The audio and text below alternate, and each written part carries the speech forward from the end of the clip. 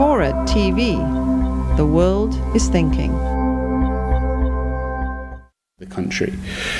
And there are still people, including very influential people, who believe that China needs to move towards a more representative political system, and they believe in the idea of what one famous Chinese thinker called Yu Ping calls incremental democracy.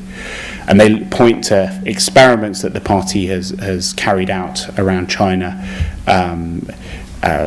in implementing types of grassroots democracy. Initially, there were experiments of elections at a law was introduced in the 90s which made all villages have elections. There are a few townships, which is the next layer of government, that experimented with elections. Famous one in Sichuan province called Buyun that had a sort of a competitive election with a number of different candidates. But the problem with all of those things is that they run into the fact that China's got this dual system of government. You've got the elected officials, and then you have a shadow structure within the party, which tends to trump what the government does. So even if you have a directly elected head of the township in Buyun, you also have a party secretary who might give different directions to those that the elected official wanted to pursue. And that's why the people who believe in elections, the thing which they're most excited about is this idea of intra-party democracy.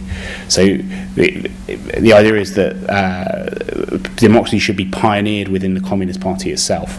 And I went to another place in Sichuan province called Pincheng, where it's the first county where all of the heads of the township parties were elected by their members. And it is an interesting idea, and there are various things afoot. But what is interesting, actually, is that this is a minority pursuit, so much so that Yu Ping had to write a book last year, which was called, in fact, at the end of the year before, in the end of 2006, wrote a book called Democracy is a Good Thing.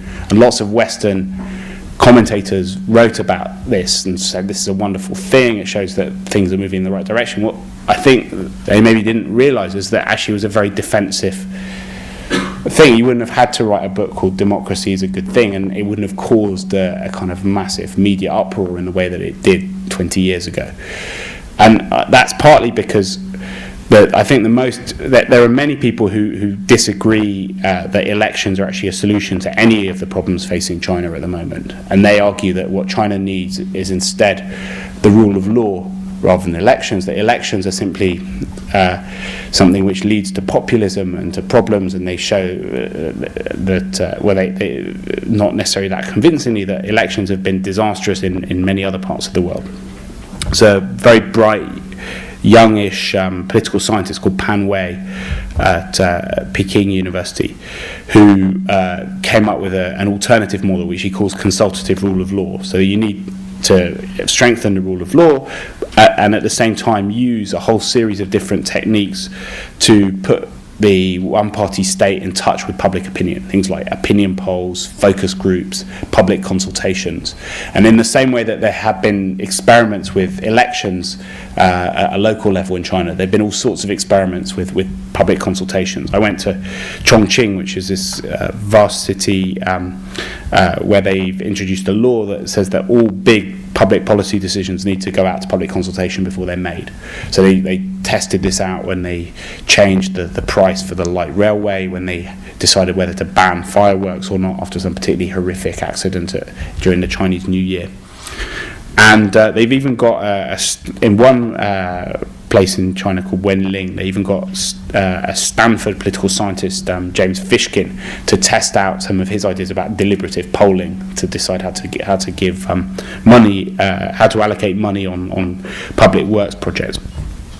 If you take all of these things together, I think what you're seeing in terms of political organisation is the development of a different type of one-party state, a Darwinian one-party state that's better able to understand and predict and preempt shifts in public opinion. And I call it deliberative dictatorship.